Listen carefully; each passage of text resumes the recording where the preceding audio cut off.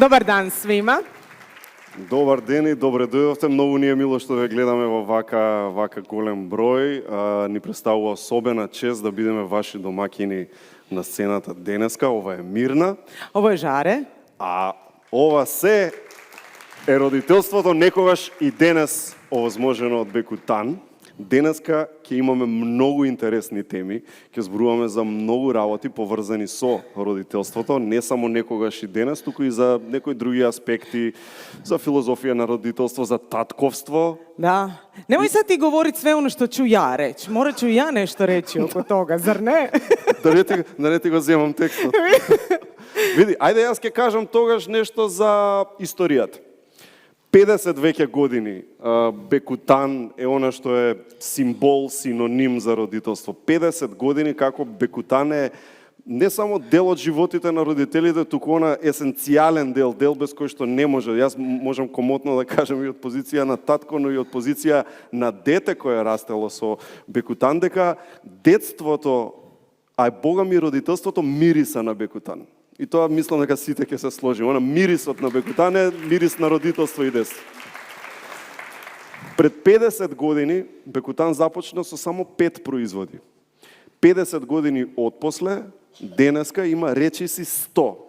И еволуираше полека, но сигурно, еволуираше со многу помош од сите нас, како деца и како родители кои што сме давале фидбек, но најмногу еволуираше поради поддршката, несебичната поддршка за време на целото ова патешествие од педиатрите. Има ли тука педиатри во сала?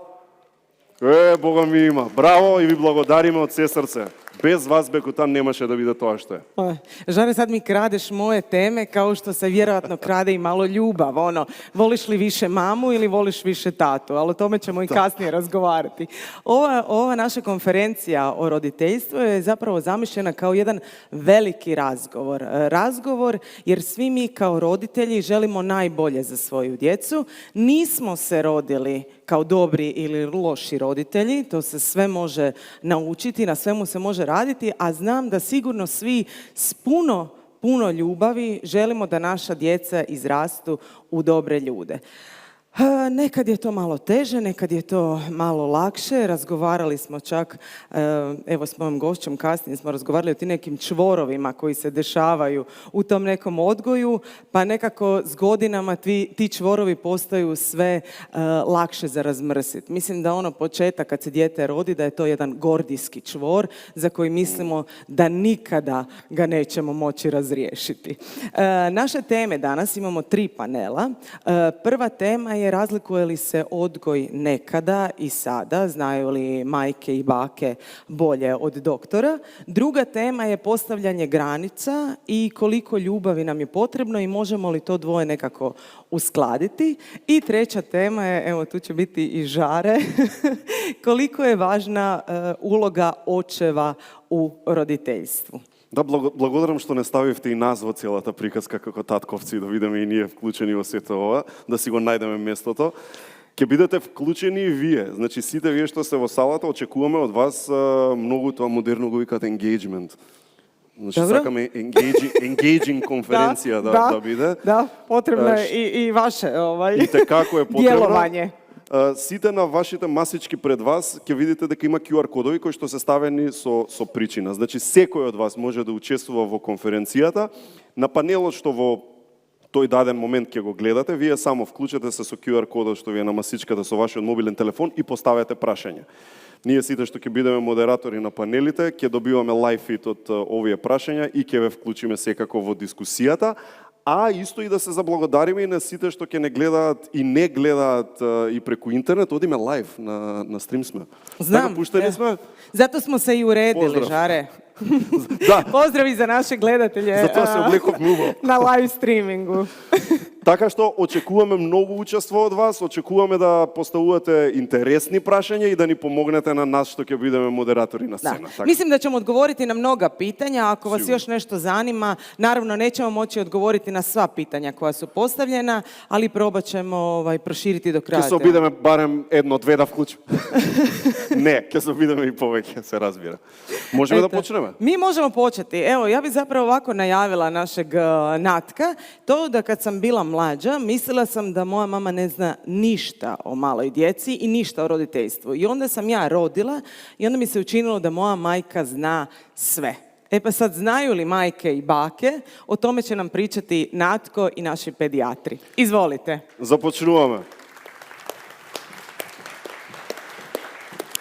Hvala.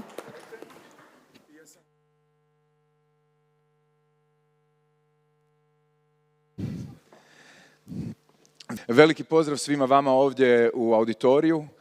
Jako mi je drago da ste ovdje i da ćete pratiti ovaj panel koji mene osobno jako interesira, jer imamo ovdje 4 stručnjaka iz kategorije pedijatrije, a to je, kako smo čuli već u najavi, jedna od ovih ključnih stvari koja nas zapravo interesira, što pedijatri kažu na našu stručnost kao roditelja.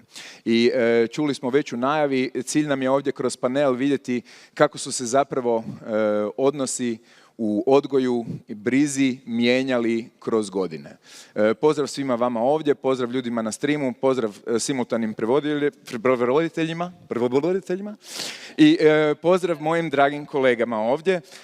Ovdje su primarija Marina Pop-Lazarova, dobar dan kolegice, docentica primarijus Irena Bralić, kolega Goran Vukomanović i kolegica Amra Junuzović-Kaljić. I molim vas jedan veliki aplauz za pedijatre koje će nam reći da li mame ili bake znaju najbolje. E sad da počnemo sa onim prvim, imam tu ovo jako puno elektronike. Još da ponovim jedanput, imate QR kodove, skenirajte ih i onda će meni tu izaći pitanja, pa onda ću vjerojatno ignorirati vaša pitanja i izmisliti svoja. Tako da, ali budite hrabri i možda mi se neko svidi. Dragi kolege, kako vidite promjenu zapravo u pristupu roditelja kroz vrijeme? Svi vi imate određeno iskustvo u radu, imali ste i svoje roditelje i svoje bake i to sad kad već uzmemo, to je neko pozamašno vrijeme. Ako gledamo 100 godina unazad, bavili smo se preživljavanjem, pukim preživljavanjem, a danas se bavimo kako ti je kožica oko guze malo suha. E sad, stvari se opet mijenjaju, ima pošasti modernih, ima blagoslova modernih, pa da prođemo malo kroz to koje su vam one najveće stvari koje su se mijenjale kroz vrijeme. Evo, kolegice, počnite vi. Da, hvala puno. Prvo da pozdravim auditorijum, hvala puno najavi. Pozdrav do site, dobro jutro, dobar den na site. Sa naugama pred predizvicите na roditelите. Znači, kako što je biša najavata, mnogo predizvici, mnogo promeni, mnogo aktualnosti, mnogo točnosti, mnogo netočnosti, mnogo dilemi. I zato smo tuka nije kako pedijatri, da možemo da kažemo od našето bogato iskustvo, generalno što se случуваше хронолошки, може би, во овој период и каде сме сега.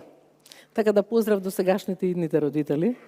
Она што предходно беше родителство, ќе се согласиме сите, треба да го земеме во контекст на сите оние обштествени начини на живење, повеќе детни фамилии, како што рековте, живееле 3 генерации заедно, се раѓале многу повеќе деца. Меѓутоа, моментот било преживување. Многу поголема смртност и на жените што се породувале, значи огромен ризик и огромен ризик за децата да не преживеат. Сега имаме сосема друга ситуација, тоа било, да кажеме, во тој период женска работа, пошто жените се занимавале нели со куќата и со фамилијата и со одгој на деца и чување на деца. А сега веќе имаме една сосема друга ситуација. Значи, се смени обштествените прилики, се смени здравствената заштита, се сменија санитарно-хигиенските услови и веќе говориме за еден современ начин на живење и размислување. Прв предизвик сега би бил да имаме заедница брачна и да таа брачна заедница одлучи да има дете и да станат родители. Почнувајќи од тука, за да можат заедно да се грижат за тоа дете. Така да условите се сменија драматично. I uvijek je krivi trenutak. I pravi trenutak. Da, i pravi trenutak. Jer ljudi danas važu kad će biti pravi trenutak, uvijek je pravi, a uvijek je i krivi. Tako Uvijek da je pravi, točno uvijek se tako. treba odvažiti. Te, Kolegice, izvolite. što vi mislite da je danas u odnosu na prije različito u pristupu njezi i brizi? Najprije pozdrav svima vama. Prije nego kažem što je različito, ja bih kazala što je isto. Sve generacije roditelja, baka, djedova, mi pedijatri, kako odrastamo zajedno sa djecom o kojoj skrbimo, u biti imamo istu nit vodilju, a to je da damo doista najbolje što možemo, da se svako dijete razvije maksimalno u skladu sa svojim potencijalima. Novo vrijeme donijelo je nove tehnologije, donijelo je nove mogućnosti u dijagnostici, u liječenju. Zahvaljujući suvremenim spoznajama, zahvaljujući implementaciji suvremenoga u struku, znači imamo sada dvije bitne stvari, to je tranzicija i translacija, znači nastojimo implementirati znanost u ono što radimo svaki dan i na taj način nastojimo svakom djetetu dati što mu možemo dati, pri čemu su nam iznimno značajni ta suradnja sa roditeljima i mamama i tatama. Ja bi tu proširila dalje, ne samo na bake, i djedovi ili didovi ili kako god su prebitne karike u rastu i odgoju djece. I ono što mislim kao pedijatar posebno istaknuti, svako dijete ima različiti Mont Everest. Svako dijete ima različiti cilj do kojeg može ići. Mudrost je i pedijatra i suvremenog roditelja da zna prepoznati svoje dijete, da zna prepoznati potencijale svoga djeteta i da mi kao profesionalci u suradnji sa roditeljima usmjerimo, poguramo, podržimo to dijete na tom njegovom putu, pri čemu je iznimno, ali iznimno značajno prepoznati do kud se može ići. Ono što nas spaja kroz sve ovo vrijeme, dozvolite mi jednu crticu iz osobnog života, a svi mi odrastamo i kroz rad i kroz naše i privatne živote. Crtica, ja sam iz Šibenika i kad sam išla studirati u Zagreb, u svemu onome što je moja mama meni spremila, bila je i plava mala kutijica bekutana. Bekutan je miris moga djetinjstva, odrastanja. I to je nešto što i moja djeca danas imaju u svu kozmetiku koju imamo i mi žene u ovim našim nježnim godinama. Prema tome, nit koja nas spaja kroz svo to vrijeme i doista čestitam organizatoru na toj jednoj suptilnoj vezi kroz naše odrastanje, kroz naš profesionalni razvoj, da je miris i boja bekutana. Hvala vam na tome, a mi ćemo se družiti dalje. Kolega, kako se vama čini? Mijenjamo li se? Staje mi argumenta, pošto su koleginice tako lepo na knap ispričale. Ja bih istakao da pored ogromnog napretka medicine i nama pomaže da radimo najlepši posao na svetu. Mi radimo najlepši posao na svetu, ne znam da znate, lečimo decu. Ali ta energija koju mi dobijamo od dece nas obavezuje da učinimo još nešto. A to je da prevaziđemo glavna iskušenja koje imamo, a to je nenormalno brz tehnološki razvoj. Ono što ja prepoznajem kao ključni problem jeste otuđenje dece od realnog sveta. Oni polako gube kontakt sa nečim gde smo mi odrasli. Mi smo odrasli u prirodi, mi smo se igrali po ceo dan napolju, svaćali da pijemo vodu kad smo žedni, da nas majke viču da dođemo na ručak. Sada se to malo promenilo i s jedne strane to značajno utiče na zdravlje dece, pričat ćemo o tome kasnije, a s druge strane to otuđenje se manifestuje kroz jednu za mene iznenađujuću činjenicu da je u odnosu na vreme kad smo mi odrastali, kad smo počinjali, ja sam počeo da radim pre više od 30 godina, mnogo mi se čini da su pedijatri bili dostupniji. Sada je teško doći do pedijatra s jedne strane, a s druge strane ogroman broj informacija među kojima su i dezinformacije i zablude, roditelji žele da promene. Zato se ja radujem i zahvaljujem organizatorima što smo ovde. Naša reč i naše iskustvo pretočena pre svega iz ono što mi zovemo nauka i naučna dostignuća, kombinovana sa iskustvom, mora da se širi. Moramo da pomognemo da u tom moru informacija roditelji, a i bake i deke, dobiju pravu. Ono što svakako roditelji znaju bolje nego mi i što ja jako poštujem kako duže radim je taj osjećaj za dete. Nešto moje dete nije baš dobro. Tu su mame uvek malo sklone da preteraju, tate su ponekad sklone da racionalizuju, ali su deke i bake apsolutni favoriti. Ja sam deka, imam unuka i unuku i sad tek vidim pored onoga što sam doživeo kao mali, koliki je naš uticaj. Sad, sve to treba nekako da upakujemo, a da nam vi pomognete da zajedno dođemo do nekih rešenja ili pravaca kako da to najbolje napravimo. Postoji evolucijska teorija da su zapravo bake i djedovi odgovorni za uspješno odrastanje u mladosti, dok su majke i očevi okolo lovili i skupljali stvari. Pa tako da, da. itekako ima smisla. Epigenetika u malom, u stvari. Itekako ima smisla. Da. Kolegice, kako vi gledate na razvoj? Prije svega srdačan pozdrav svima ovdje i kako reče kolega, ponestaje tema. Ja samo da dopunim evo, na tragu ovoga što je kolega Vukomanović rekao. Ono što nas povezuje sve ovdje je ta ljubav prema djeci. I iz te beskrajne ljubavi u kojoj negdje, evo sad kad govorimo o savremenim roditeljima i bakama i djedovima, bake i djedovi imaju sporiji ritam, imaju prosto ritam koji je blizak djetetu. Oni su nekada krasna tampon zona ovim jako opterećenim roditeljima. Roditelji sada, savremeno roditeljstvo je nekako postalo kompleksnije. I kompleksnije jer je praktički dio i neke, moramo to govoriti u kontinuitetu ovoga vremena, i evolucije društva i društvenih normi i kulturoloških i tako dalje. Na kraju tehnološkog razvoja i savremeno doba obilježava taj strašni ekspanzivni rast tehnologije, taj pristup informacijama koji je zahvaljujući tehnologiji postao prosto opterećujući. Opterećujući za mlade roditelje koji onda negdje teže tom savremenom roditeljstvu koje je prosto idealizirano. Idealizirano na način da evo na društvenim mrežama koje su također jedan snažan utjecaj na roditeljstvo, da svoje sopstveno roditeljstvo percipiraju na drugačiji način. Jer nekada iz one dvodimenzionalne slike o nečijem roditeljstvu kada dijete, ne znam, slavi rođendan, svi su nasmijani i tako dalje, sa puno balona oko njega, ono je zdravo, nasmijano, ružičasto, njegovano i tako dalje. Neki roditelji se osjećaju,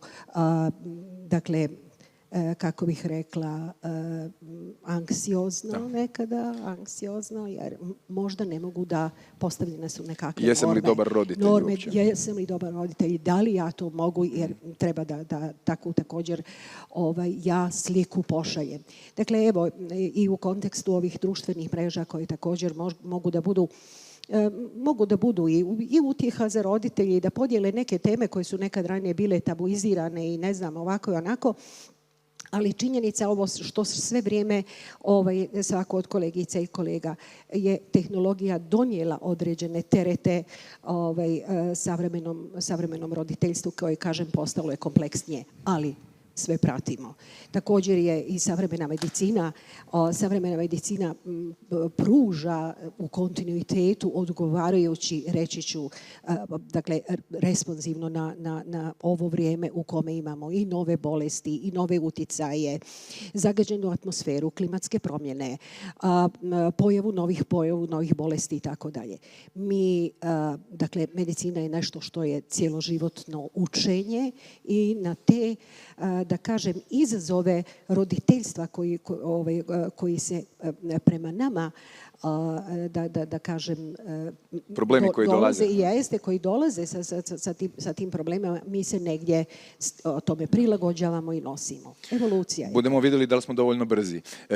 Kolegice Bralić, kako da odgovorimo kao, dobro, ja više nisam mlad roditelj, ali mladi roditelji, kako da odgovore svojim majkama i bakama kad one kažu tako smo i mi odrastali, neće valjda, ne znam, klasičan primjer su hrana, recimo. Danas hrana, neki roditelji su jako izbirljivi oko hrane, pa strah od pesticida, strah od ovoga, strah od onoga. Kad sam ja bio dijete, je bilo što dođe na stol, to se jede, otkud je došlo, niko nije ni postavljao pitanja. Kako odgovoriti na to pitanje? Mi smo nekad preživjeli, budete i vi. Je li to točna tvrdnja ili trebamo biti tu sa malo više osjetljivi? Činjenica je da su preživjeli, to je točno. Oni koji jesu. Pa, novo vrijeme donosi doista i nove mogućnosti. Često ponekad je mladim roditeljima teško s jedne strane i shvatiti i priznati. Znate, moja kćerka koja je sada i sama liječnik i kardiolog i tako, kaže, teška srca, opet moram priznati da je moja mama bila u pravu. I mislim da je svakom mladom roditelju na početku teško i priznati da su mame bile u pravu. Ali u ovom suvremenom svijetu dotakli ste problem prehrane, imamo problem cijepljenja, imamo problem tih univerzalnih problema kojima se neminovno sreću djeca tijekom svoga odrastanja i njihovi roditelji. Neke stvari ne treba stalno otkrivati, ono što bismo rekli, toplu vodu. Doista, savjeti roditelja, ako ćete ići gledati na čemu se bazira prevencija pretilosti. Pretilost je danas apsolutno globalni problem, ne samo u dječjoj adolescentnoj dobi. Prema tome, mi pedijatri danas preveniramo kvalitetu života i duljinu života budućih generacija. Nije optimistično, ovo je konferencija koja bi trebala biti, koju zamišljamo malo ćemo lijepo. Malo zacrnimo, ali ono što želim apostrofirati, nažalost, studije pokazuju da će današnje generacije djece živjeti kraće od svojih prethodnika. To je nešto što je doista alarm i za ove konferencije, za naše druženje. Prema tome, da se vratim na te savjete baka, vrlo jednostavno, 5 obroka dnevno, doručak, ručak, večera. Danas vam ide 50% djece u školu, u vrtić, u školu bez da išta pojede. Njemu je prvi obrok u 10-11 sati ili ne znam, ili u podne kad već. A onda trpanje. Točno tako. A da ne kažem ta kultura hranjenja, kultura blagovanja, znači prehrana je kultura jednog života. I to je nešto što smo ponijeli iz svojih kuća i što bi današnje generacije trebale implementirati i u te suvremene obitelji. A sad je naravno pitanje, sad će me angažirane mame pitati kada to sve skupa stignem, kada stignem skuhati, da li sam sve to skupa napravila. Prema tome, ima stvari koje se doista mogu preslikati iz savjeta naših i mama i naših baka i djedova i sve, pogotovo, kažem, u toj kulturi jednog stila života. A s druge strane, neke stvari mi smo u želji da damo još više, još bolje, da budemo moderni. Danas je naprosto imperativ biti moderan. Da. Šta to znači uopće biti novi moderan? Novi su izazovi. Doista su novi izazovi.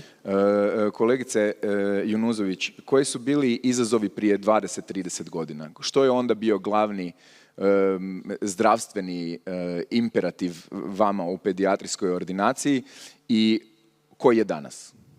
Kako je bilo onda, kako je danas? U principu, izazovi dječjeg zdravlja su nekakav kontinuitet. Kontinuitet prije svega kada pratimo rast i razvoj djeteta. I to je nešto što je izuzetno važno i kroz te neke sistematske preglede koje obavljamo u pedijatrijskim ordinacijama to je izuzetno važno. I to je taj preventivni dio o kome, koga smo se dotakli i koji nikada ne gubi na važnosti zašto su roditelji jako zainteresirani. Prije par decenija, dakle, smo uvođenjem snažnih programa imunizacije, vakcinacije, dakle, smanjili broj ovih vakcinom preventabilnih bolesti.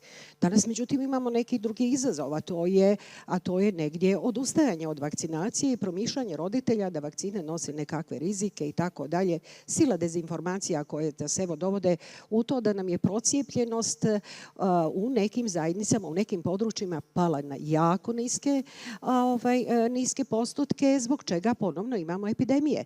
Evo vam izazova koji se negdje vratio ponovno u ovom savremenom trenutku. Ono što roditelje uvijek interesira, naravno, uvijek ima akutnih bolesti, kod djece i njihovog, kako bih rekla, kod uključivanja u vrtiće, u predškolske ustanove i tako dalje, na učestalost oboljevanja od respiratornih bolesti. To je također jedan kontinuitet. Sada, međutim, imamo malo više hroničnih bolesti, imamo više alergija, imamo više autoimunih oboljenja. S jedne strane dijagnostika je uznapredovala, jer mi sada imamo brojne alate i dijagnostičke procedure kojima ranije dođemo i brže, da kažem, dođemo do dijagnostike, što također do dijagnoze, što također i naši novi protokoli sa kojima pratimo i nove terapijske opcije. Raste broj alergija. Sve je to opet posljedica evo, neke vrste globalizacije, velike upotrebe hemijskih sredstava, ishrane, kako je kolegica spomenula, u kojima, pazite, ranije nije bilo hrane ili namirnice koja je označena kao gluten free ili sugar free i tako dalje. Sada to imamo također, jeli, kao opciju ishrane djeteta, dakle te i specifična oboljenja u kojima evo moramo pristupiti sa odgovarajućom ishranom i tako dalje. Jako je izazov koji također evo trenutno imamo, a koji ranije nije bio nekako, jeli, malo prije spomenuta rumena djeca koja su trčala, jeli, u dvorištima ili slobodno u vanjskom prostoru. Mi sada imamo, jeli, atmosferu koja je prilično zagađena, koja je posebno u urbanim sredinama opterećena sa brojnim polutantima i tako da imamo više astme. Imamo zbog pretilosti, zbog gojaznosti i tako dalje, ili neprimjerene ishrane, a s druge strane sedentarnog načina života. Naša djeca sve više vremena provode sjedeći uz ekrane i tako dalje, pa imamo novu bolest koja se naziva ekranizam, jel? A onda imamo i neke psihološke, odnosno mentalne da kažem poremećaje, povećanu anksioznost kod djece, depresiju i tako dalje, što također jednim dijelom možemo pripisati tehnologiji kojom su oni opterećeni. Dakle, niz je utjecaja. Smanjena fizička aktivnost, loša ishrana ili neadekvatna ishrana, od rasporeda obroka do ovoga, ulaz brojnih hemijskih sredstava na različite načine, oni ulaze već u život novorođenčeta, dakle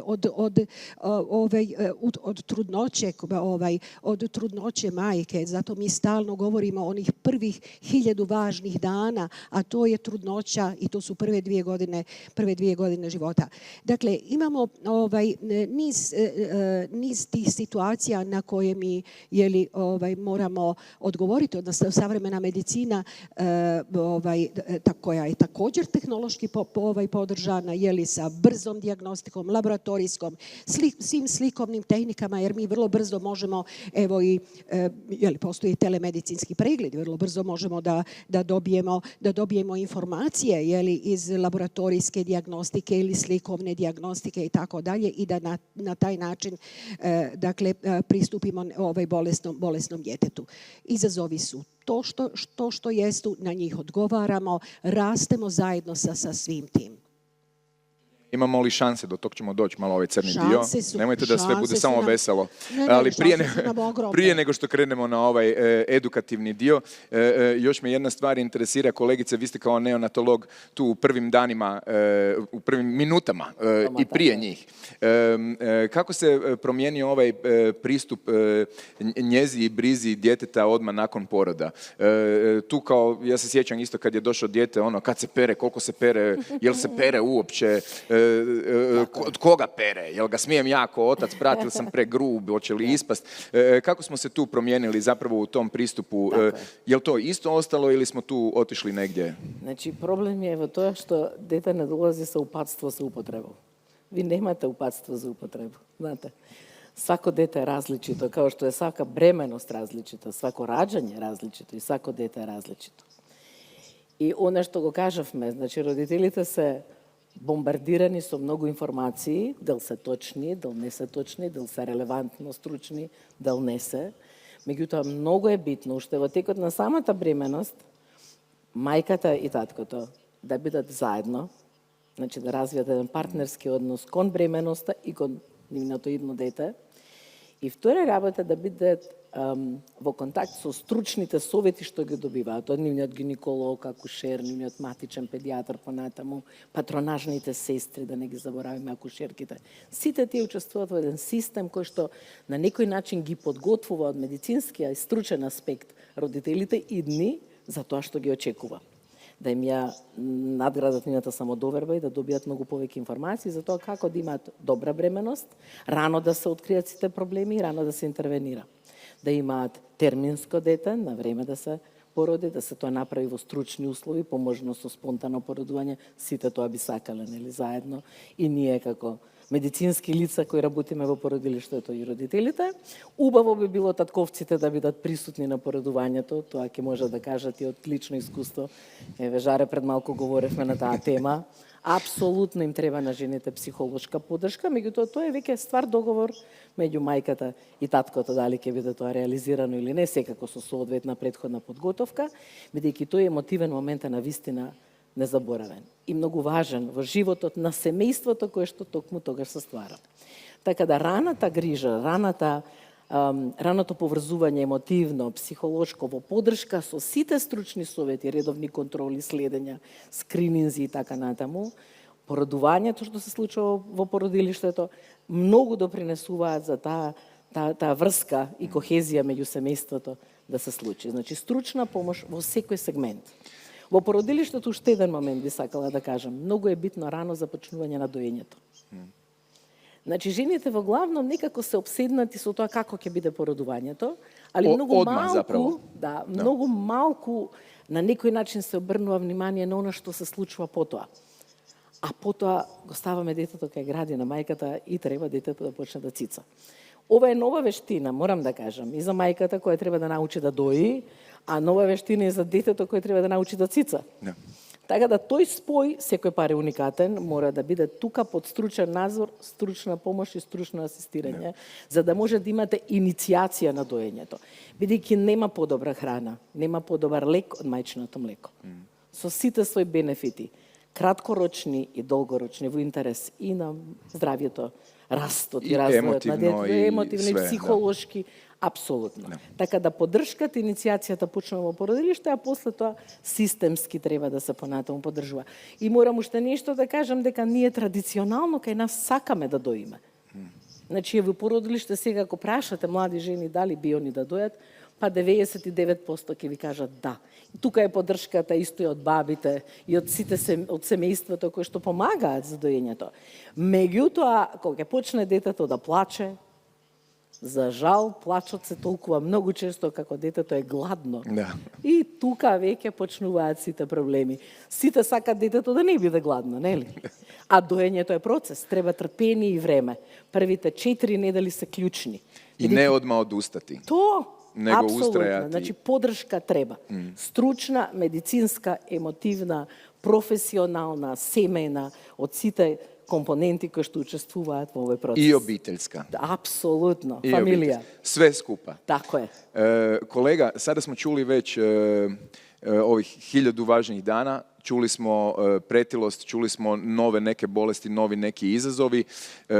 Koje su to? Koje su one nove znanstvene spoznaje o problemima koji nas zapravo danas čekaju? Vi kao kardiolog, subspecijalist kardiologije, susrećete se sa stvarima zapravo s kojima se prije 20 godina smo se susretali praktički egzotično, bi mogli reći, jel? Apsolutno. A danas to više nije egzotično. To je tužno u stvari. To je tužno da mi lečimo decu sa 13 godina koji imaju po 30 kg viška i dajemo im lek za hipertenziju, jer ne možemo na drugi način da im pomognemo. Ja bih samo da se vratimo na to da nova medicinska nauka je napredovala i dijagnostika je sve brža, ali se sve manje radi na preventivi. Kod nas pedijatara nema i pedijatri više nemaju one klasične preventivne preglede. Imaju ih nominalno, ali se to pretvori u nove pacijente na kontrolama. Promocija zdravog načina života počiva sve kompletno zdravlje, zdrav san, zdrava fizička aktivnost, zdrava ishrana. Kad počnemo da pričamo o zdravom snu, naša deca ne spavaju dovoljno. Ne spavaju iz mnogo razloga. Jedan je takozvani screen time.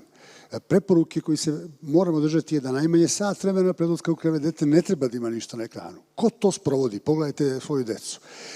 Drugi koncept je zdrava fizička aktivnost, da ne trošimo previše vremena, nemamo ga mnogo, imamo mnogo pitanja, ali od malena deca treba da idu napolje. Još dok su bebe, šetajte ih pored igrališta da vide kako se deca igraju. Čim počnu da hodaju napolje. Američka akademija za pedijatriju zabranjuje u prve 2 godine da dete gleda bilo šta što je dvodimenzionalno. Pogledajte sad, ja sam gledao na doručku, ako mu ne stave tablet, neće da jede. Mora ima uslovni refleks da bi jeo da gleda dvodimenzionalnu sliku. Dakle, da vratimo to. Promocija zdravog sna je mnogo važna. Ako spavate nedelju 2 puta manje od 5 sati, imate 3 puta veće šanse da dobijete moždani udar, istrčani udar. Deca koje ne spavaju su kasnije gojazna. Dotakli smo se tog problema. Mi smo u Srbiji imali trostruko povećanje broja gojazne dece između 2000 i 2019. Pričamo pre COVID-a. U COVID-u je to još više. Kako se boriti protiv toga promocijom zdravog života? Mi treba da damo primjer. To taman sam htio reći. Lako je govoriti i mi kao roditelji često imamo tendenciju doslovno ovo sa mobitelom u ruci kaže makni mobitel. To nema nikakvog smisla. Mi služimo i vodimo primjerom. Djeca uče iz primjera, a ne iz naših ukora i riječi. Upravo tako. Ako se mi ne bavimo sportom, ne krećemo, šansa da će dijete to raditi je isto tako minimalna. Potpuno se slažem sa vama, ali je suština na vreme, što pre početi. To je onda zdrava navika. Sedenje je jednako veliki rizik faktor kao nikotin za razlog kardiovaskularnih bolesti. To su nove studije pokazale. I nije tačno da ne može da se pomogne. 2018. obiljen rad u žurnalu sportske medicine, ja se bavim sportskom dečijom medicinom, gde se pokazalo da samo 10 minuta dnevnog umerenog do jakog fizičkog vežbanja umesto sedenja ima povoljne kardiometaboličke efekte. Dakle, nije tačno da nema vremena. Ja sam izračunao da bi se bavili zdravim sportom treba da potrošimo 2% budnog stanja, kad govorimo na nedeljnom nivou. Dakle, to se sve može, ali to moramo na vreme početi i to ja mislim da je suština. I negovati to i ovo što vidite, mi smo se danas okupili zahvaljujući kompaniji koja ima svest o tome koliko je prevencija važna. Znate, to je ono što mi zovemo društveno odgovorni pristup. Ovde se ne promovišu proizvodi. Bekutan je ne treba ga promovisati, to je to. A i fino miriši. Jeste, ali s druge strane, doći smo toga u tom moru suplementnih, sada, kako bih rekao, agresivnih kampanja i tu su roditelji u zabuni. Šta da dam svom detetu da jača imunitet? Kako da uradim ovo ili ono, ne shvatajući da nema zamene za zdrav san, zdravu fizičku aktivnost i zdravu ishranu. Točno to je jedna isto tako od modernih pošasti da uvijek treba postojati neko rješenje izvan onoga što mi radimo. Ako je moguće. A zapravo zdravlje počiva na nama i na našim obiteljskim suživotima koji trebaju biti proaktivni sa dovoljno sna i sa što manje tableta. Praktički porukama koje evo će sigurno svaka baka i svaki djed raspored spavanja, hajmo ovoliko obroka, hajmo pa nezamjenjiva je ta baka kad uleti sa pilećom supom. Tjera na hranu, uvijek je na žlicu, ne mijenjaj dan za noć, to su bile klasične koje sam ja cijelo vrijeme morao slušati. Upravo tako i to su te univerzalne poruke o kojima mi stalno govorimo. Zdrava ishrana, zdrav san, fizička aktivnost i to je temelj zdravlja. I kvalitetno druženje, to isto ne smijemo zaboraviti.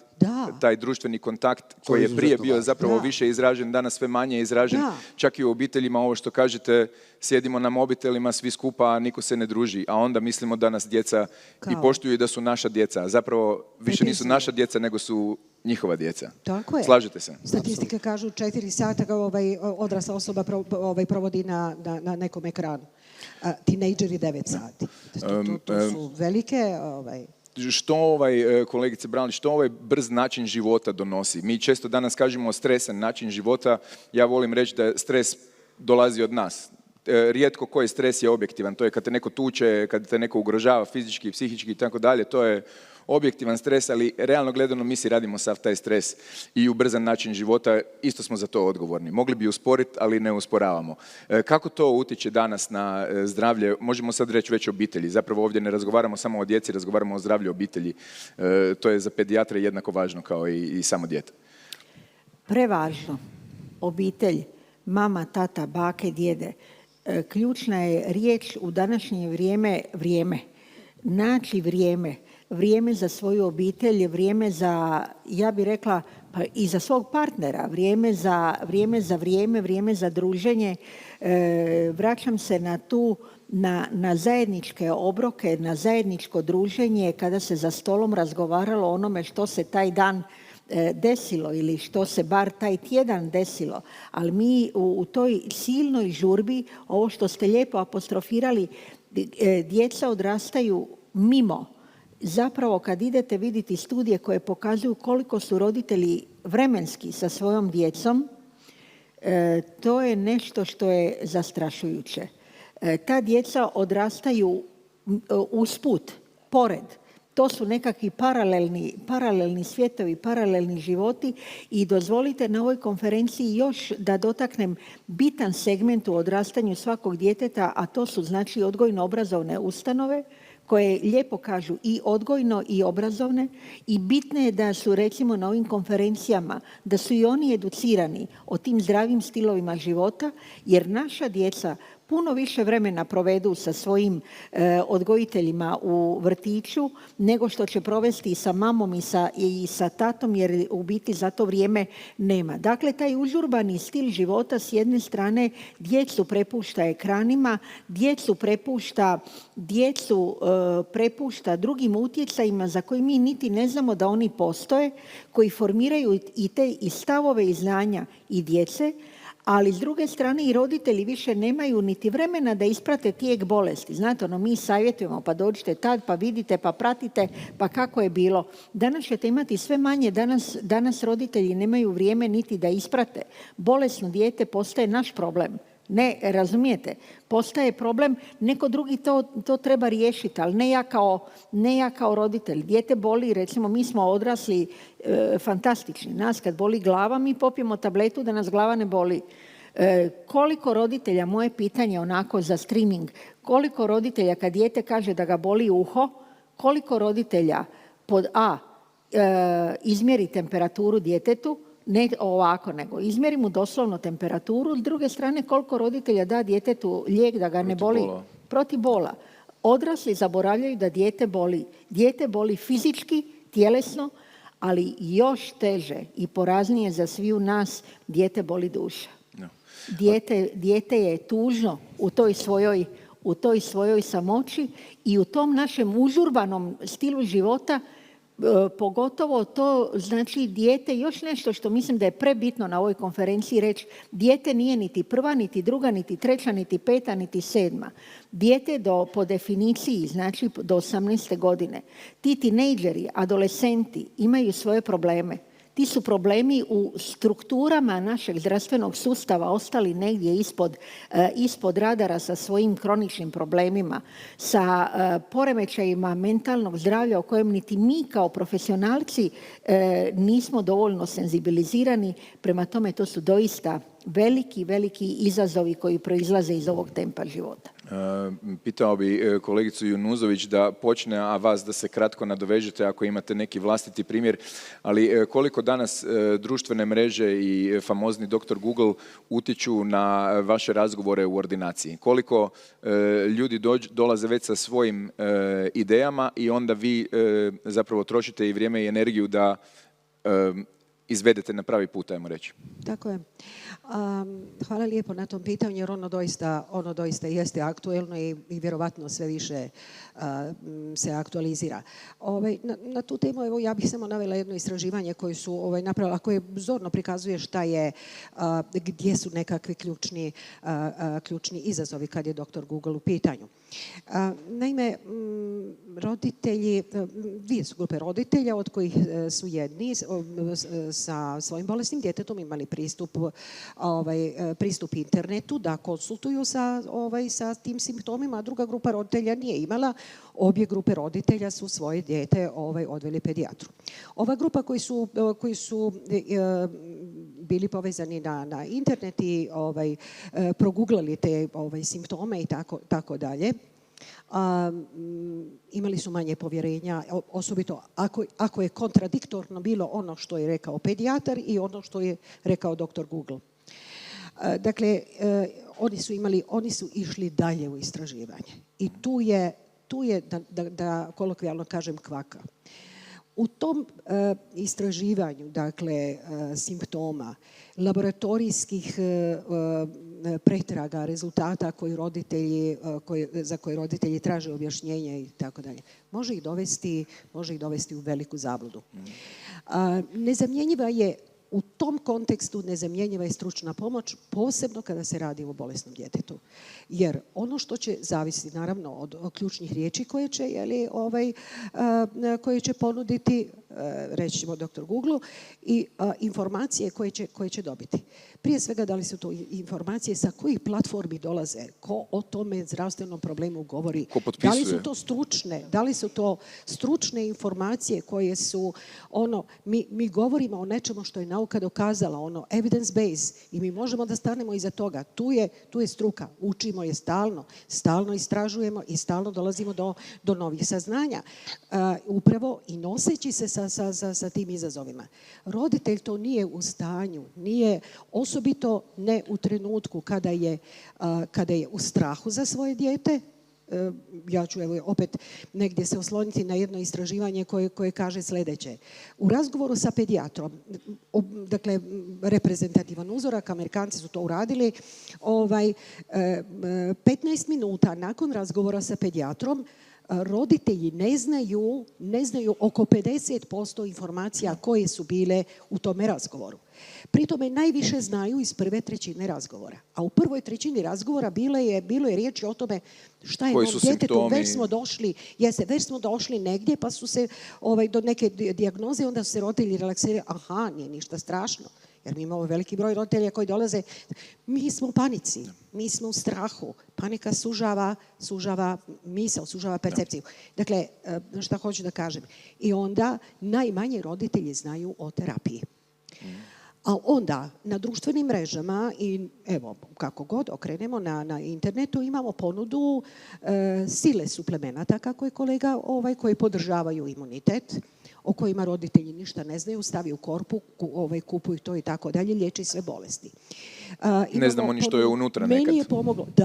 Meni je pomoglo ono na društvenim mrežama i tako dalje, što sve može biti jako, kako bih rekla, i pogubno nekada za upotrebu kod djece. Mi znamo šta lijek koji je definisan za upotrebu kod djece, kakva istraživanja i kakve reference mora imati. To nam je jedna strana medalje nam je društvene mreže i internet. Druga strana medalje su nam isto tako krug obitelji, isto tako i bake sa dobrim i lošim savjetima, tko zna.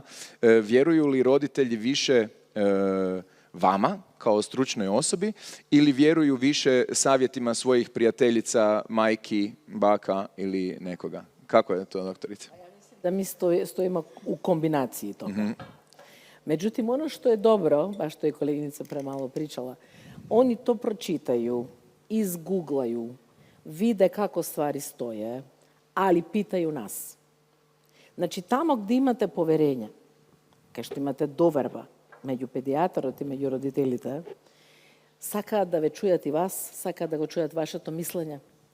Pogotovo ako govorime za matičen pedijatar ili pedijatar koji što go vodi to dete, da kažemo što odrađenje, i go raste deteto, gi znaje site problemi, rastot i razvojot na deteto i tako natamo. Ima doverba, znači ima partnerski odnos među roditeljite i među pedijatarot. To treba povjerenje za to, ali treba povjerenje izgraditi. Tako je. Znači, ključna riječ je povjerenje. Na to treba da se raboti, na doverba, povjerenje. Kako? Ako imate povjerenje, onda ta interakcija funkcionira odlično. Siguran sam da ste imali komentar kad ste rekli to je ključna riječ. Što je za vas povjerenje i kako ga gradite? To je viši stepen vera.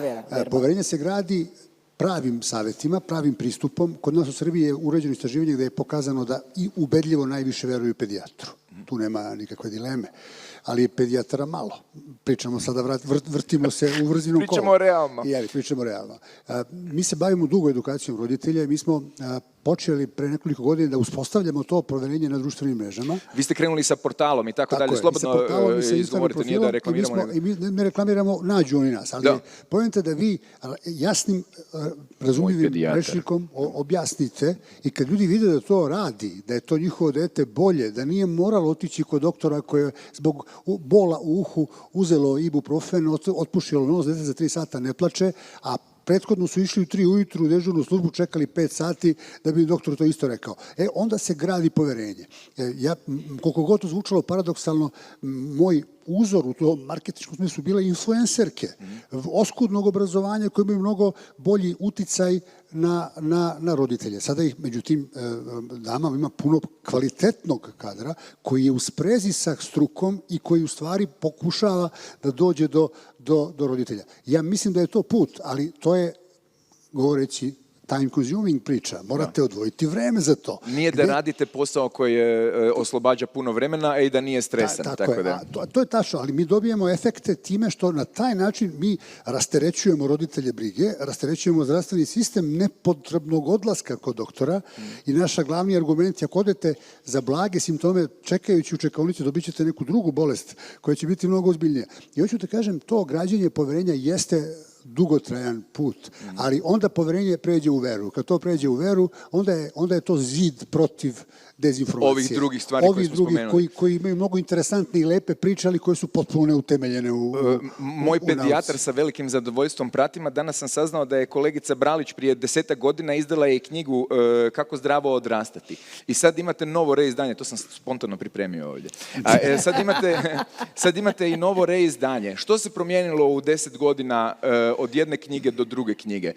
Mijenja li se vaš pristup, mijenjaju li se bolesti? Tu ste sve objasnili, ovo što je kolega isto rekao, zapravo što radi na društvenim mrežama, to ste vi saželi u knjigu, jer knjiga nije tanka, ali je sažeta i puna informacija. Koje su te informacije koje treba promijeniti unazad 10 godina? Pa promijenilo se, kao što smo diskutirali, promijenilo se vrijeme, promijenile se okolnosti, promijenile se bolesti, promijenio se pristup prema bolesti, promijenio se angažman roditelja i promijenilo se očekivanja roditelja. S jedne strane imate more tih informacija, najčešće je to dezinformacija, neprovjerenih informacija, imate usađeni roditeljski strah, imate mogućnost, imate pedijatra, mi pedijatri imamo silni privilegij, a to je da nas roditelji biraju. Oni nas u startu biraju i u startu nam daju svoje povjerenje. Mi dijete, kroz godinu dana smo radili istraživanje, zdravo i pravo dijete kroz prvih godinu dana 10 puta dođe kod svoga pedijatra. Kroz tih 10 dolazaka nismo mu dali niti jedan lijek u tih 10 dolazaka. To je ključna priča. To je pravo liječenje. To je to. Kad vi idete analizirati što ste vi tom djetetu dali, tu sada farma industrija ne bi bila zadovoljna. Nismo potrošili ali smo dali tom roditelju da nam se vraća i roditelji se vraćaju svojim pedijatrima u ključnim stanjima. Roditelj kad ima ozbiljan problem, neće ići na internet i neće konzultirati doktor Google, nego će doći kod svog pedijatra, a u knjizi koncept, ne da se sad to reklamira, roditelj treba od nas ključne informacije. Prvo, kako problem prepoznat. Drugo, što ja kao roditelj mogu učiniti? Sam, što je na meni da ja učinim? To je drugo pitanje. Treće pitanje, kad se ja kao roditelj trebam zabrinuti? I kad je trenutak da ja kao roditelj više ne mogu stati sa djetetom doma, nego moram ići kod stručnjaka. Četvrto što je dobro, a to je da roditelja pripremite, da mu smanjite stres. Ako roditelj zna što ga očekuje na sistematskom pregledu sa 9 mjeseci, njegov stres je tada puno manji i on će moći pripremiti u miru doma svoga, dok sprema sebe i svoje dijete, moći će pripremiti ta famozna pitanja i doći će nam na sistematski pregled sa svojim pitanjima i dakle mi roditelja pripremamo i za korak dalje za ono što ga očekuje kad uđe u zdravstveni sustav.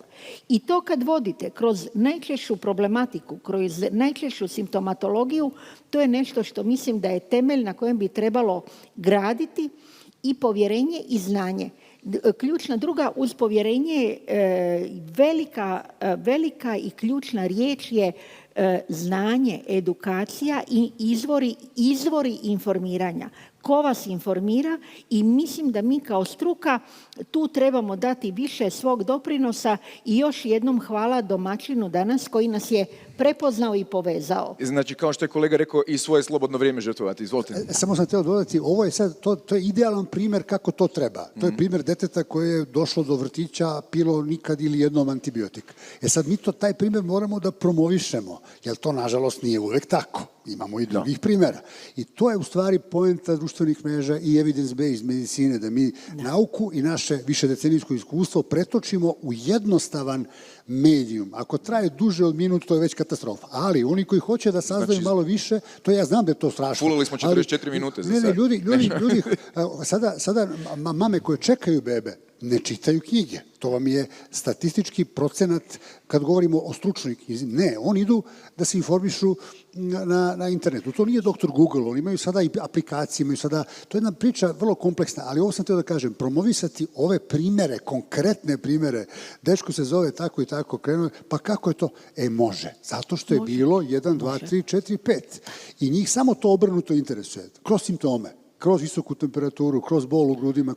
To je onda prava priča i vaša knjiga sad treba da se multiplifikuje kroz što se kaže, online i da onda izvučemo svi pravu korist. Imamo repliku. Replika? Kratka replika? 3 sekunde. Može. Nešto se ipak promijenilo. Iz prakse, na prvo jedno od vaših prvih pitanja. Brisevi nosa i ždrijela. Da. To se promijenilo, znači ima smisla ovo što mi radimo. Ti roditelji nas ipak čuju. Danas su roditelji shvatili da svaki pozitivan nalaz u obrisku ždrijela i nosa nije razlog za antibiotik i danas roditelji puno opreznije i puno kritičnije idu prema tome da može se. Da, mi to možemo. Tako je. I nemojte raditi bris nosa ako ne treba, to samo retko treba. Grlo je drugo nešto. Bris nosa je katastrofa. Mi smo doma već dijete i naučili da na prvo vađenje krvi ne reagiramo, nego vadimo još jedan put krv pa vidimo di to ide. Tako da je mala već navikla da ide 2 puta, ali dobije pika poklon, pa to ucjena, to se nekako iznivelira. To mora biti. Sad smo tu u zadnjih vrućih 10 minuta, pa imamo ovih nekih sjajnih pitanja koje su došle. Hvala vam na tome, neću ništa izmisliti. Ima jedno dobro pitanje, a to je s kojim se svi zapravo roditelji suočavaju koji razmišljaju malo o ovim temama kojima smo rekli, a to je znači li danas biti moderan roditelj, biti staromodan u odnosu na društvo danas. Zato što rekli smo manje mobitela, više izlazaka van, ne djetetu dati mobitel, negdje sam čuo sjajnu definiciju kada djetetu dati pristup društvenim mrežama je onda kada želiš da prestane da bude dijete. I mislim da je to zaista istina, jer u tom trenutku kada uđe u taj svijet, ovaj svijet završava. I zapravo je pitanje jesmo li onda roditelji koji odstupamo od današnjeg standarda i kako se s time nositi. Kako biti taj roditelj koji neće djetetu dati mobitel u 1., 2., 3. razredu, što je danas već postao nekakav suludi standard. Izvolite. Ne, ja bih rekla, pazite, svako sa svojim djetetom ili svaka porodica gradi autentično roditeljstvo i to je ono što u stvari treba, jer roditelj najbolje poznaje svoje dijete. Cilj je svakako, svima nama, da praktički sve ono što je genetski kapacitet djeteta, uz svu podršku, nature, nurture i tako dalje, da sva ta podrška da producira najbolje od toga djeteta u punom zdravlju, u punom. Mi nikad ne smijemo zaboraviti da nije zdravlje samo odsustvo bolesti, nego je po definiciji i praktički i fizičko i mentalno i socijalno blagostanje po definiciji. Dakle, ako roditelji teže tome, apsolutno je kako sad temeljeno na nekom staromodnom, postoje univerzalne poruke o kojima smo govorili, koje su zasnovane na iskustvu, na kulturi. Sve su bile jasne, ja se nadam, da. Vrlo, vrlo jasno, univerzalne poruke od baka i djedova, koje će se nadograditi svim ovim što modernizam, evo tako ćemo reći, pruža. Roditelj onda uz kritičko promišljanje i evo u svom tom prilivu informacija i birajući prije svega struku, ako mu zatreba rješenje nekakvog problema, praktički gradi svoje autentično roditeljstvo. Ono je individualizirano i to je u stvari suština. Dodajte. Ja bih dodao još jednu stvar koja je apsolutno tačna. To je mnogo teško pitanje, odnosno težak odgovor koji ste vi pomenuli. Deca se osjećaju diskriminisano ako ovaj ima, onaj nema. S kim se druže deca? Kad su roditelji mladi, kad imate kumove prijatelje, onda oni grade jedno zdravo jezgro primjera ponašanja kako nije sve u mobilnim mrežama. To je dobar pristup. A jedan od toga je sport. Organizovano sportići dok su mali, posle, znate, kod nas je, kao i u Hrvatskoj, kao i u celom regionu, sport je jako cenjen. Roditelji imaju različite motive, ali moderni treneri ne daju im da budu na mrežama, traže im da im donese kao i naše vreme kakve su ocene bile na tromesečju. Mi kad sam ja trenirao, ako imaš dobre ocene, igraš utakmice, ako ne, treniraš, a ne igraš utakmice. Hoću da kažem da to druženje dece, da te zdrava jezgra u stvari jesu model kako to da se prevaziđe. Jedno od važnih istraživanja, i to samo da potvrdi ovo, je bilo da je zapravo onaj stara uzrečica isto od baka i deda s kim si takav si. Apsolutno. Ali to je tačno. Najvažniji prediktivni faktor za to kako ćeš ispasti u životu i zdravstveno. Znači, i pretilost se kroz mrežu širi, i depresija se kroz mrežu širi, i sve te stvari zapravo o kojima smo razgovarali uvjetovane su mrežom oko nas. Tako da trebamo i birati pravu mrežu za dijete koja nije ovdje unutra, nego je ovdje vani. Od početka. Tu su vrtići ogromnog značaja, da ne širimo temu. Tu je to zdravo jezgro pored porodice i prijatelja, ali to je neka druga tema. Jesu li neki, ovo je interesantno pitanje, jesu li neki old school principi imali bolje rezultate nego suvremeni pristup medicine? Imamo li nešto što je nekoć bilo bolje, ali smo možda malo zapostavili sa našim možda prevelikom željom da liječimo nešto? Ja mislim da smo se malo pričali smo o tome. Pedijatrija je ostala cjelovita. Mi gledamo dete kao cijelog pacijenta. Nažalost, adultna medicina, ja to volim da kažem, pretvorila se u medicinu rezervnih delova. Imate za svaki organ po nekoga ko je ultra specijalista, pa u okviru jednog organa imate malo za ovo. Hoću da kažem, ne sagledava se, to je zamka savremene medicine, subspecijalistički pristup, pa čim se malo maknete odatle, toga u pedijatriji nema. Mi se borimo da to ostane u pedijatriji celovito. Još nešto od tog old schoola, pa to je zapravo stil života. To je stil života da se djeca trebaju igrati sa djecom vani i otvoreno. Mene jako frustrira da, ne znam kako u vašim sredinama, danas djeca idu na sport u 8 sati uvečer, u 9 sati uvečer, jer su do tada dvorane sportske zauzete. To mi je toliko frustrirajuće kao pedijatru, a mi pričamo cijelo vrijeme i pozvani smo na ne znam kakva je događanje i ne znam kada da se dijete bavi. Dijete treba imati strukturu dana. Dijete u stara doba su djeca znala kada je vrijeme da se ide u krevet, kada je vrijeme da se ustaje, znali su za te jednostavne obroke. Djeca su imali taj stil života. Tad je bila igra. Mi kad smo došli iz škole, onda smo se najprije išli malo poigrati sa prijateljima. Išli smo najprije van, igrali smo se. Kazna je bila biti unutra. To je ono što ste malo prije rekli. Točno? Ali onda smo i mi, pazite, došao je taj nesretni COVID, moramo i mi biti prema sebi kritični. Onda smo rekli, sada odjednom svijet je sve stalo i sad vi svi stanite doma. Mene druga stvar koja mi je bila frustrirajuća, recimo na fakultetu, studente, mi smo predavali u ekran je i mi smo govorili studentima u ekran. Da, nema emocija.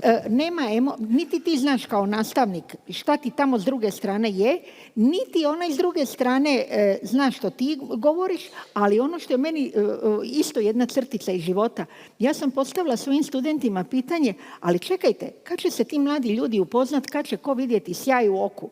Dok se ne vidi sjaj u oku, nema ljudi moji, nema uvijek života. Uvijek se nađe način za sjaj u oku. Potpuno tačno. To je poseban problem. To će direktno uticati na natalitet. To je opterećenje današnjeg sustava. To je strašno. Imamo još jedno interesantno pitanje koje je također današnje vrijeme posebno po tome, a to je što ako rade majka i otac i baka i dede. A to isto nije nerijetko u mlađim obiteljima. Što? Evo, kolegice, što da kažete? Što sa tim djetetom? Jer ono je zapravo svoje socijalnog razvoja malo lišeno, prepušteno je tko zna kakvim strujama. Има да разчекор тука многу често меѓу желби и можности. Меѓу оно што сакате и знаете дека треба да биде, да кажеме, дел од дружењето и чувањето и нега на децата од страна на фамилијата и она што е реалноста, што е екзистенција, нели? Така да треба да се направат разумни компромиси. Меѓутоа, не на штета на детето. Значи, родителите може да го дадат со 9 месеци детето во градинка, во јасли. Али ако се разболува секој втор ден и втора недела, и ако по цели месеци детето е болно и дома, Što je celta na se To je prioritet. Znači, mora da najdat kompromisne rešenja koji što bi bilo sepak vo interes na čuvanje na zdravјето на детето. И оно што говориме за превентива, нели? Основно. Значи, педиатрите се тука да ги советуваат родителите како децата прво да бидат здрави, како да го чуваат здравјето и како, ако има одреден проблем, рано и брзо да го решат. И да направите еден заеднички профил и стратегија практично во третманот и во растот и во развојот на секое дете поединечно. Значи, пак говориме за еден индивидуализиран пристап. Suština je šta je najvažnije. Dete je najvažnije. Da. Tako je. I sad dolazimo do odatle toga krećemo. da vas pitam za vaše suštine. Imamo još po par sekundi vremena i molio bi vas da pošaljete svoju poruku roditeljima, bakama i dedama. Koja bi bila vaša rečenica koja vas kao pedijatre motivira i ono zbog čega jeste tu? Izvolite, kolegice. Neka baka i djedova jako su važni svojim, prije svega svojoj djeci, a unucima još važniji. Oni donose smirenje, donose balans, donose onu instinktivnu znanje, mudrost koja je transgeneracijski Kao iskusni roditelj. poznata, jeste poznata i važna i koju negdje treba reći. Jer u ključnim momentima baka i djedovi su stvarno nezamjenjivi. Donesu mir, donesu balans. Blaženi bili.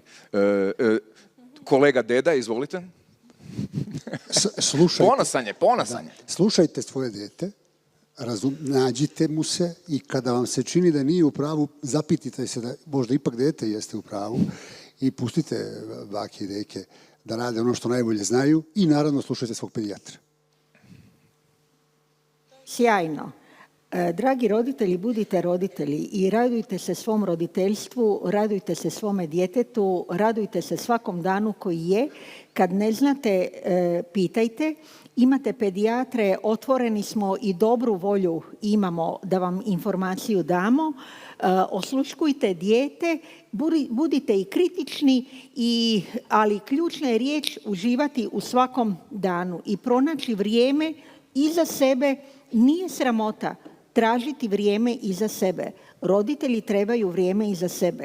I ne morate imati prevelika očekivanja od sebe sami, ne budite prema sebi prestrogi. Svi griješimo. Dajte roditelji sebi priliku da zajedno sa svojim pedijatrima damo najbolje što vaše dijete treba. Naravno, bake i djede su nam tu. Da, bake i djede uvijek. Одлично, апсолутно. Благодарам на колегите. Преубава панел дискусија. Слажемо се апсолутно. Да градиме партнерски односи со родителите. Ни требаат бабите и дедовците да се го имаат своето вистинско место, пошто тоа е фамилиарно насочена грижа за секое дете. А името на детето е денес, не утре. Da ne zaboravimo. Da, uvijek je. Znači, saželi smo majke, dede, apsolutno, bake, dede, apsolutno da, slušati iskustva, paziti i prilagoditi se novim izazovima. Može tako? Tako je, apsolutno. I slušati pedijatre. Puno vam hvala što ste nas pratili i eto, hvala na pitanjima.